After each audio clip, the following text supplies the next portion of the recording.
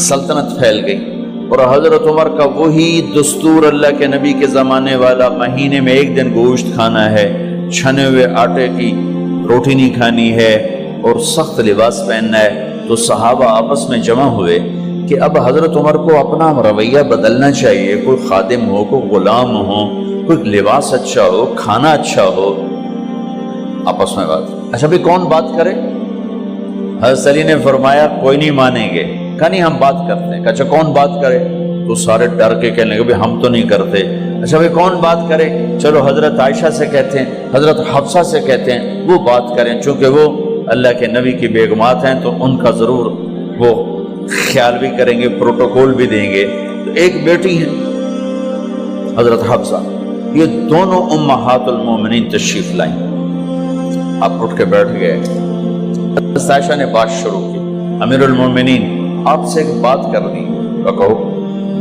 کہ اللہ کے نبی کا دور تھا، دنیا آئی نہیں تو وہ فقر میں چلے گئے، پھر میرے باپ کا دور آیا تو دنیا کوئی نہیں آئی تھی، وہ بھی فقر میں چلے گئے۔ اب اللہ نے آپ کا دور ہمیں دکھایا ہے، ملک فتح ہو گئے، سونے چاندی کے ڈھیر لگ گئے، اور آپ اسی فقیری پر ہیں۔ ہم دونوں یہ عرض کرنے آئی ہیں کہ آپ اپنا طرز زندگی بدل لیں۔ تو ایک دم چہرے کا رنگ بدلا، فرمایا کس نے بھیجا ہے تم دونوں کو میرے پاس؟ حضرت عائشہ نے کہا پہلے آپ ہاں نہ کریں پھر ہم بتائیں گے کس نے بھیجا ہے۔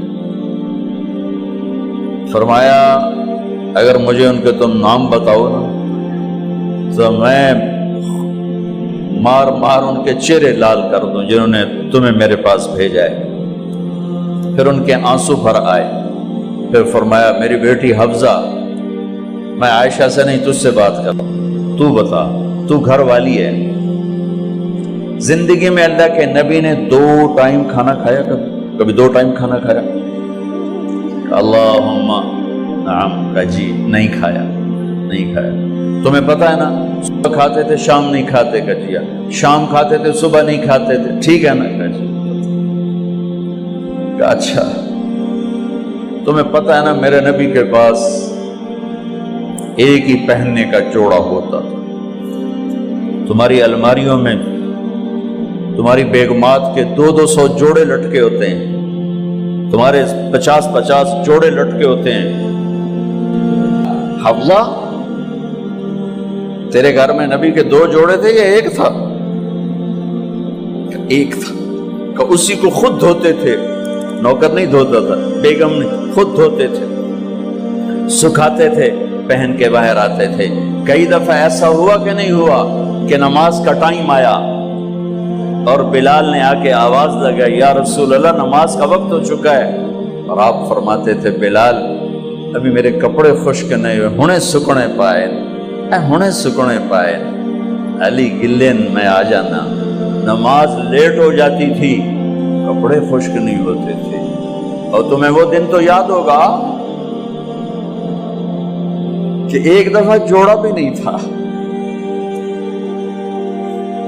ایک چادر ہی تھی، اسی کو گلے میں اور بدن پہ لپیٹ کے نماز پڑھائی تھی۔ اور تمہیں وہ بھی یاد ہوگا کہ ایک دفعہ چادر بھی نہیں تھی تو ایک انصاری عورت سے کپڑے ادھار مانگ کے جا کے نماز پڑھائی تھی۔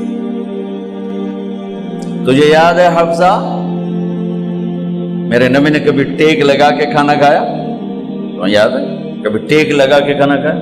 ہمیشہ ایسے جھک کے کھانا کھایا کہ میں غلام ہوں، غلاموں کی طرح کھاؤں گا۔ ایک دفعہ تو نے چھوٹے سے اس پر ٹیبل پہ رکھ دیا تھا اور کہا یا رسول اللہ آپ ذرا آرام سے کھا لیں، تو آپ نے کھانا اٹھا کے زمین پہ رکھ کے کہا تھا حفصہ میں غلام ہوں، میں غلاموں کی طرح کھانا کھاؤں گا۔ تجھے وہ بھی یاد ہوگا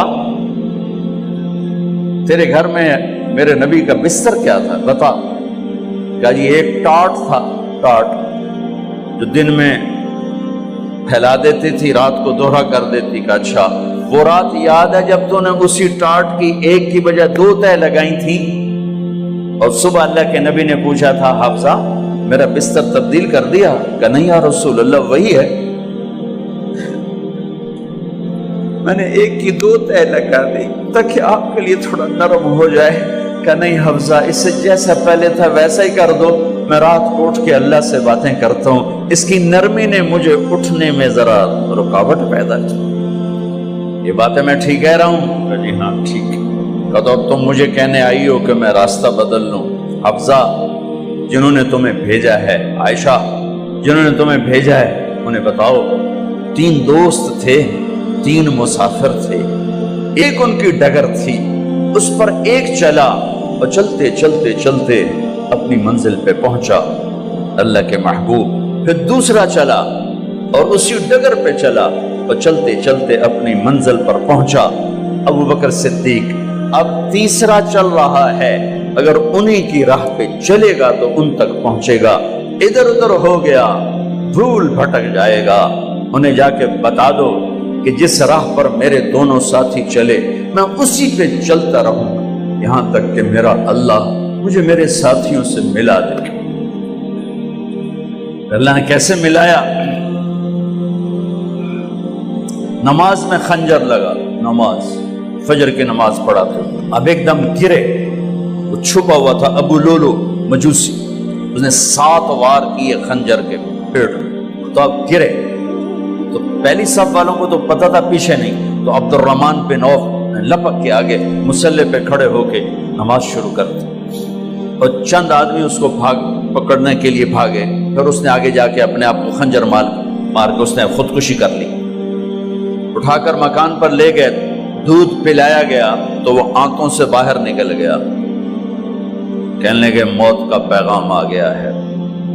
تو اپنے بیٹے کو بلایا کہ بیٹا جا کر اماں جان عائشہ سے کہو کہ عمر امیر المومنین نہ کہنا، اب میں امیر المومنین نہیں ہوں، کہنا کہ عمر بن خطاب اپنے دونوں ساتھیوں کے ساتھ قبر کی جگہ چاہتا، اگر مجھے اجازت مل جائے تو مجھے وہاں دفن کرنا، اگر اجازت نہ ملے تو مجھے عام قبرستان میں دفن کر دیں۔ عبداللہ بن عمر تشریف لے گئے تو اماں عائشہ بیٹھی رو رہی تھی، کہ اماں جان میرا باپ عمر بن خطاب اجازت چاہتا ہے قبر کی اپنے دونوں ساتھیوں کے ساتھ۔ تو حضرت عائشہ رضی اللہ تعالیٰ عنہا رونے لگی، پہلے بھی رو رہی تھی، کہا عبداللہ یہ جگہ تو میں نے اپنے لیے رکھی ہوئی تھی کہ میں اپنے خامند اور باپ کے ساتھ میں بھی ایک کونے میں سو جاؤں گی، لیکن اگر عمر کی خواہش ہے تو اس جگہ کا عمر مجھ سے زیادہ حقدار ہے۔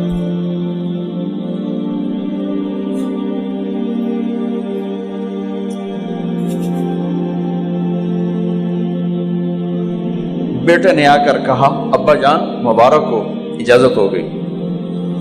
کہا بیٹا ہو گئی، لیکن جب میری میت اٹھاؤ تو دروازے پر جا کر رکھنا اور ایک دفعہ دوبارہ پوچھنا، ہو سکتا ہے میرے شرم میں اجازت دی ہو اور میرے مرنے کے بعد انکار فرما دیں، تو ایک دفعہ دوبارہ پوچھنا، اس وقت بھی اجازت ملے تو پھر لے جانا ورنہ واپس لے جانا۔ حضرت علی اور حضرت حسن تشریف لائے جس دن انتقال ہو رہا ہے، تو گھبراہٹ دیکھی تو علی نے فرمایا عمر موت سے ڈر گئے ہو؟ کہ نہیں موت سے نہیں ڈرا، موت کے بعد کیا ہوگا اس سے ڈر گیا۔ یہ کون کہہ رہا ہے؟ میرے بعد کوئی نبی ہوتا تو عمر ہوتا، یہ وہ کہہ رہا ہے۔ یہ کون کہہ رہا ہے؟ آپ نے کہا آج رات میں جنت میں گیا تھا، میں نے ایک بڑا خوبصورت محل دیکھا، سونے چاندی زمر یاقوت موتیوں کا۔ میں نے کہا یہ کس کا ہے؟ تو مجھے کہا گیا یہ آپ کے غلام عمر بن خطاب کا ہے۔ کون کہہ رہے ہیں؟ موت کے بعد جو ہوگا اس سے ڈر رہا ہوں۔ کہ آپ مسجد میں انٹر ہوئے، مسجد میں ایسے لوگ تھے، ادھر ابو بکر تھے اور ادھر عمر تھے، ہاتھ دیو، آپ نے یوں ہاتھ پکڑ لیے، دونوں کے ایسے ہاتھ پکڑ لیے، ادھر ابو بکر ادھر عمر۔ کہ مجھے دیکھ رہے ہو؟ کہ جی۔ کہ قیامت کے دن میں ایسے اٹھوں گا کہ میرے ادھر ابو بکر ہوگا اور ادھر میرے عمر ہوگا۔ یہ عمر کہہ رہے ہیں موت سے نہیں ڈرا ہوں، موت کے بعد کیا ہوگا اس پہ ڈر رہا ہوں۔ تو حضرت علی نے فرمایا کیوں ڈرتے ہو؟ میں گواہی دیتا ہوں، میں نے کئی دفعہ اللہ کے محبوب سے سنا کہ جنت کے بڑی عمر کے، ایک تو نا جنت کے نوجوانوں کے سردار، وہ تو حسن حسین ہیں، میں نے کتنی دفعہ سنا اللہ کے نبی سے کہ جنت میں بڑی عمر کے لوگوں کے سردار ہیں ابو بکر اور عمر۔ تو آپ نے کہا قیامت کے دن گواہی دو گے؟ آپ نے کہا، حضرت علی نے کہا میں بھی گواہی دوں گا، میرا بیٹا حسن بھی گواہی دے گا۔ وہ حضرات تشریف لے گئے تو موت کی آہٹ کو محسوس کیا تو بیٹے کی گود میں سر تھا عبداللہ بن عمر کا بیٹا، یہ زمین پہ لٹا۔ انہوں نے یہاں سے ہٹا کر یہاں سر رکھ دیا۔ وہ حق سنا نہیں کیا کہہ رہا ہوں، زمین پہ ڈال دے۔ ان کا جی نہیں چاہ رہا تھا، کیا کہہ رہا ہوں، زمین پہ ڈالو۔ انہیں آگے کر دے، وہ پیچھے اٹھ، اپنا چہرہ مٹی میں یوں رکھ اور مٹی میں منہ ملنے لگے ایسے، اور کہہ رہا ہے ویل لک یا عمر ان لم یغفر لک عمر ان لم یغفر لک ربک، اے عمر اگر تیرے رب نے آج تجھے معاف نہ کی تو ہلاک ہو۔ ویل لک ولأمک ویل لک ولأمک یا عمر ان لم یغفر لک ربک، عمر اگر آج تجھے اللہ نے معاف نہ کی تو ہلاک ہو۔ اتنے بڑے مقام والے 1,24,000 میں ایک آدمی ہے مراد، جسے مانگا گیا ایک آدمی، یا اللہ عمر دے دے میرے اسلام کی بلندی کے لیے۔ وہ کہہ رہے ہیں ویل لک یا عمر ان لم یغفر لک رب،